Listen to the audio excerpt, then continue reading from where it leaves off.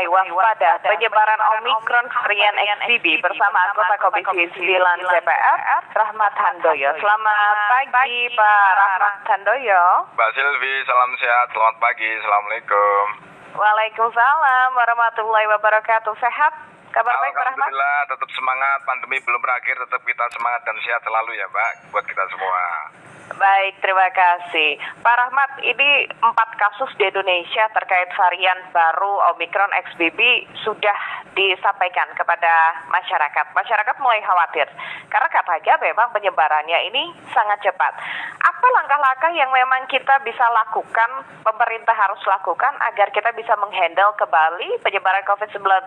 Apakah sudah tepat atau gimana menurut Pak Rahmat? Ya, saya kira apa yang disampaikan oleh pemerintah ya terhadap temuan XBB yang sudah masuk di Indonesia, terlebih sekarang ini di Asia Selatan dan Asia Tenggara ya, khususnya di Singapura kan juga kasusnya kan hampir 60-70% kasusnya XBB.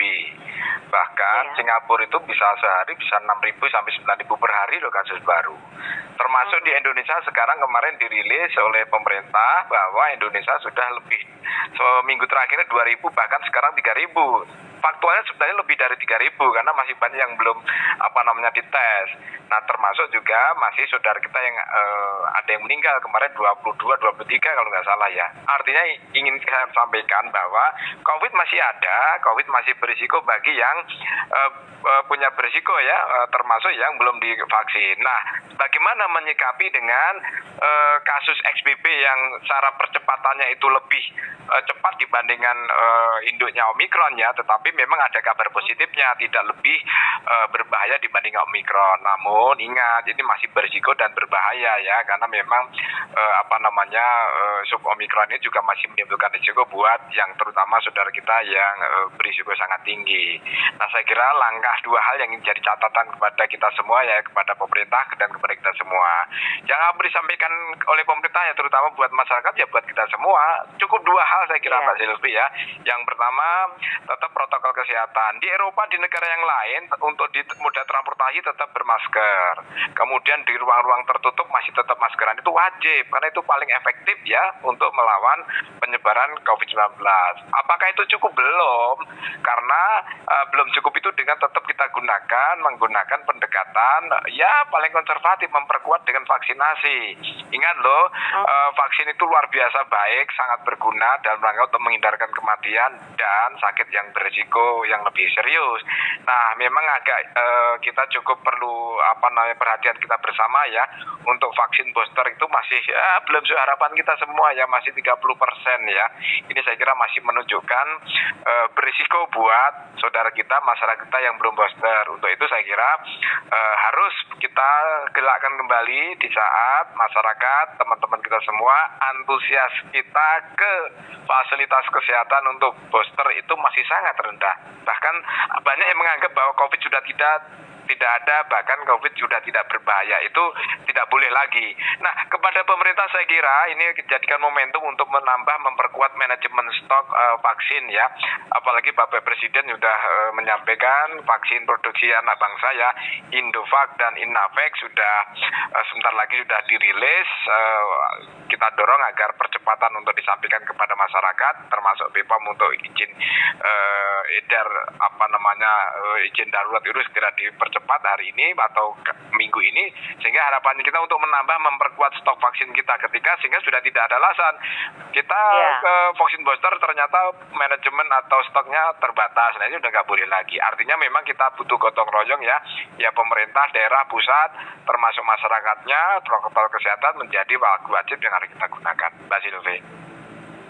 Baik, Pak Rahmat, terlihat sekali memang grafik dari COVID-19, grafik dari vaksinasi masyarakat ini tidak mau naik kembali seperti dulu, begitu Pak Rahmat ya. Apakah memang diperlukan sentuhan-sentuhan khusus? Kalau dulu kan ada aturan mengenai vaksin untuk transportasi dan lain sebagainya, agar masyarakat ini bisa kembali terpacu, kembali lagi untuk meneruskan vaksin ya Pak Rahmat? Ya, ini menjadi PR besar buat kita ya. Saya saja yang di daerah untuk mengadakan vaksin booster saja yang datang nggak begitu banyak, Mbak Silvi.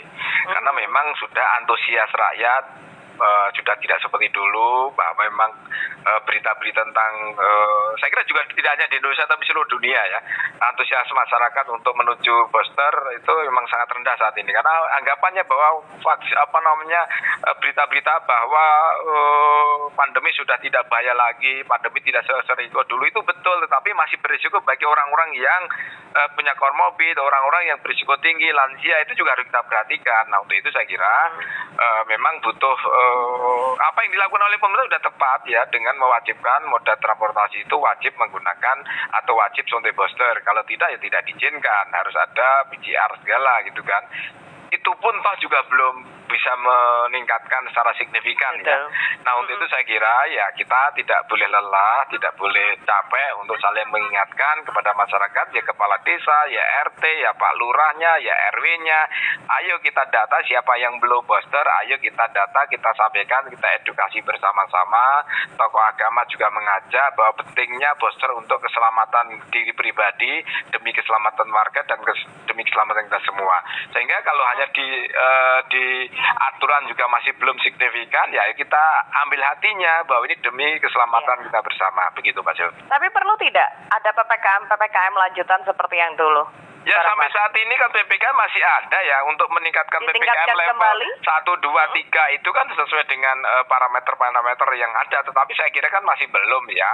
Tetapi kita lihat sampai yang disampaikan oleh Pak Menkes ya, nanti awal bulan depan akan kita lihat apakah penaikannya signifikan atau tidak. Kalau kenaikan signifikan seperti di Singapura, penduduknya aja cuma hanya 5 juta, tapi bisa 9.000 per hari.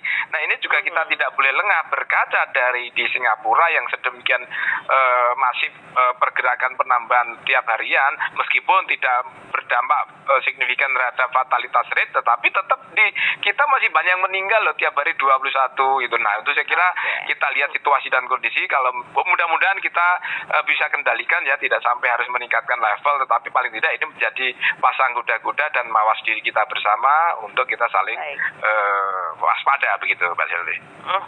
Baik, terima kasih Pak Rahmat informasinya, edukasinya pagi hari ini kita camkan bersama, karena ini bukan tugasannya dari pemerintah tapi masyarakat juga sangat penting untuk mengetahui, mewaspadai Omikron varian baru ini. Terima kasih, selamat pagi, sehat selalu Pak Rahmat. Salam sehat selalu dan tetap semangat buat kita semua Mbak Silvi. Assalamualaikum. Terima kasih. Waalaikumsalam warahmatullahi wabarakatuh. Anggota Komisi 9 DPR Rahmat